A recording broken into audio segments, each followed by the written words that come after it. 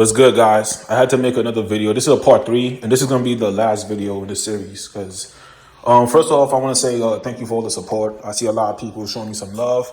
I guess I made some form of sense, right? To other people, they still don't understand it, and I'm going to address that. So what's going on with the people who don't understand it is this. You have a mentality to leech, but you're not even utilizing logic. Basic logic would literally lead you to my conclusion, right? Basic logic would tell you that, look, if you let's say there was only one person now, I'm gonna use this fairy tale analogy, right? BUSD Cropsfarmer only has one investor. You are the one investor that exists in the project, right? You put in $1,000, right? Your mentality is based on what the contract says that it's supposed to function as, right?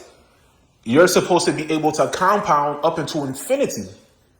That's what you're thinking. You're supposed to be able to compound and not only make your $1,000 back, you're supposed to be able to make more than $1,000, even though you know in the back of your head that you only invested $1,000 one time, right? So this is where the flaw is at. This is where it's like you're just being an idiot at this point. If you truly believe that you're going to make one deposit, and because you made that one deposit, that you're supposed to be able to take out more than that one deposit. The beauty about this is that the way the project is set up is not only one person. So we do have people to the left and right. So it does have a community effect that takes place. And it is always good to have new people jump into the project. I agree with that. You have no debate with me when it comes to, it's still going to be the most ideal thing to have new people jump in. But you need to understand how people function. People function with what they see. If they're seeing that they're looking at the project is running stagnant, there's already 8,000 holders in the project, but all the 8,000 holders, they don't even believe in the project themselves to put in more capital, then nobody is going to want to participate in that project. Once again, I'm going to explain to you what I'm trying to say. It is not just about you taking $1,000, your last $1,000 that you probably have, that you're going to dump it into the project one time. And then I'm telling you that you're forced to put in more capital. I'm saying to come in it with a strategy. I'm saying don't just dump your $1,000. Why don't you split your $1,000 into $50 parts where you have 20 times to make reinvestments, where you're naturally fighting the inflation because you're riding the wave with the inflation instead of trying to go against the inflation. My strategy is basically letting you guys know that you could literally ride the wave of the inflation because the inflation is a double-edged sword. What sucks is if you do not want to add more capital, you're going to see a value decrease in the amount that you're able to earn on a daily basis. You're still earning, though. Everybody want to point out the fact that you're still earning. With the inflation intact, you are still earning. Nobody wants to point that part out, right? But it's totally fine. But what you're doing wrong is that you're trying to go against the inflation. And what you should be doing is you should be riding the wave, because the positive part of the inflation, like I said in my video, is that the value of your dollar that's outside the project, it holds more power. It holds more power as time progresses with the project. That's the concept of the inflation. The capital that was already put in is getting weakened, but any fresh capital is going to be strengthened. It's going to be a stronger investment. All right. So that's basically that when it comes to that subject, man. Yeah, like for myself, if I was the only investor in this project, I'm the only person who put money into it, only got $1,000. And then let's say it says I'm gonna get 8%, right? One or two things is gonna take place. It's either gonna lie to me in numbers, right? It's gonna say you compound the 8%, you compound $80. So the screen on the numbers is gonna say I have $1,080. That's what it's going to say on the screen, right? But the percentage is going to decrease now to match it. So the percentage is going to say, since you got $1,080, your next amount that you're able to accrue is probably going to be 5%. And then when I take that 5% and I compound it, right? So now I have $1,130. It's going to say that on the screen, but the percentage rate that I'm going to now accumulate is going to be 2%. And the reason why this is happening is because I'm not creating a flow of cash. So the way for the compound to take place as an individual is for me to add a smaller amount.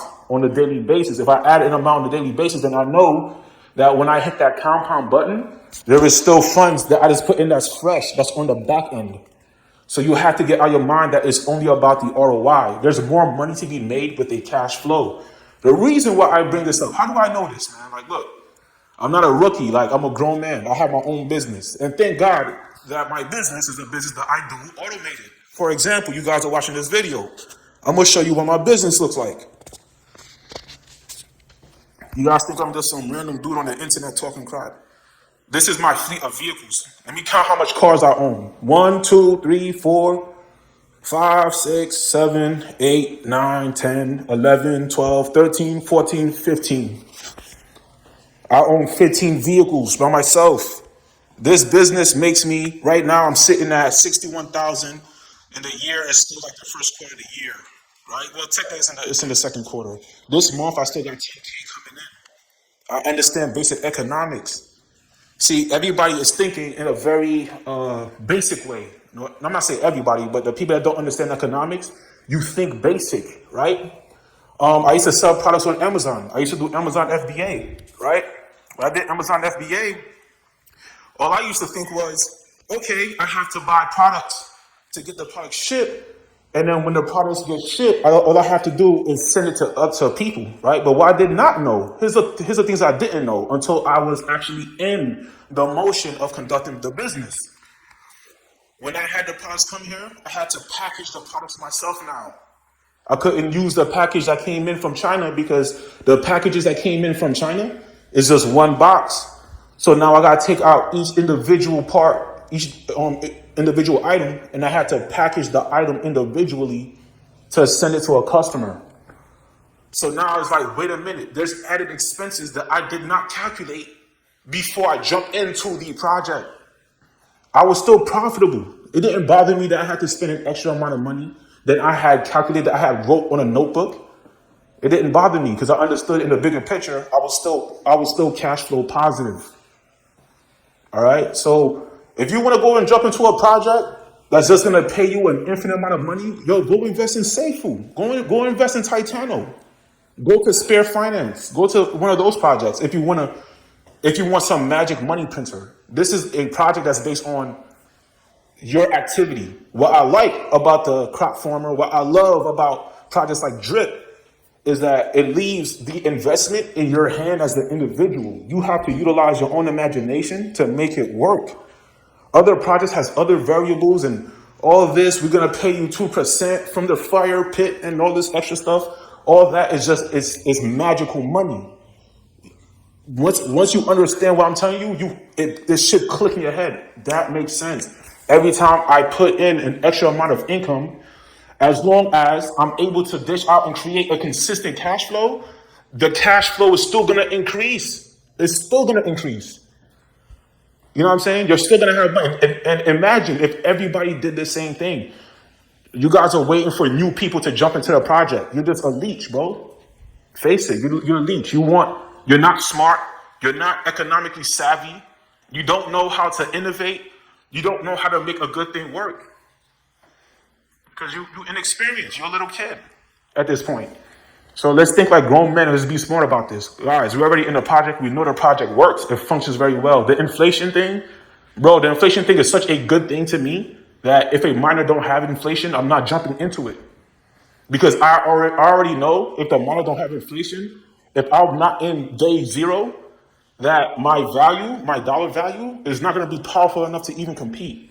That means the people who have the most eggs on the front end, they will always be able to dump on me, even though we started off with the same capital. So stop crying about the inflation thing. You know, I'm tired of being a dead horse. This is the very last video I'm going to make on the subject. You do not have to take my advice. Do whatever you want to do. Just stop acting tough on Telegram, all right? As for everybody else, good luck on your investments. Stay blessed.